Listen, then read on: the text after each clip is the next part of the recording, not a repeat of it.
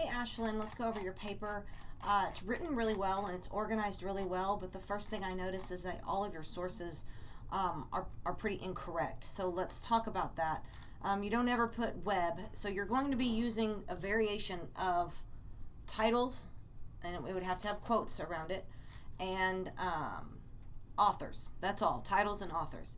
You also want to make sure that you're not using more than 2 to 3 lines per page of direct quote. That's really all you're doing with your sources is direct quote. So, direct quote, direct quote, direct quote. You don't have any of the paraphrasing or summary. You only have the direct quote. And so you're only supposed to have 2 to 3 lines per page max for the direct quote and really rely on those paraphrase and the summary. And so let's come and look at how you're doing it. All of the stuff that you're putting in doesn't go there. Like, you don't put all of this here. You would just put, like right here, Levi Crosser, comma, a cattle and ranch owner, comma, states, comma, if, and then down here it's just his last name again. That's how you do the interview. All of this is for your works cited page. And down here, according to, when you say it, you don't do it twice. Let me come down here and give you an example of how you would do that. And this is also incorrect. It's missing some stuff. Like the date, the access date, you undo the blue, undo the underline.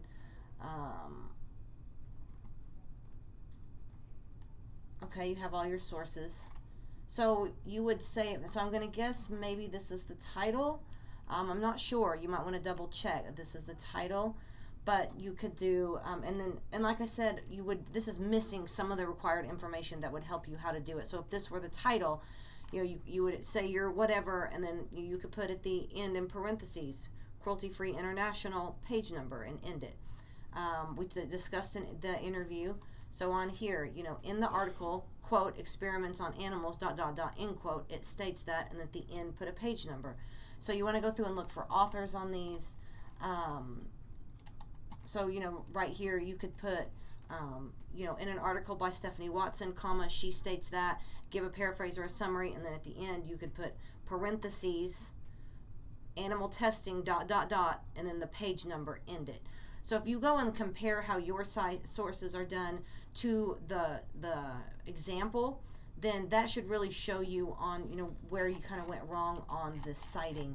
When it comes to, the writing aspect of this, I'm not concerned about that. You have that down. You have the organization down and all of that. It's just the citing. So I would like to see you maybe fix this one if you would like to, for an opportunity to get a better grade, because that's the only thing that really is what you need to do, is the paraphrasing and the summary, and then fixing how you're citing your sources. So look this over, compare your paper to the example paper, and then email me and let me know what you think.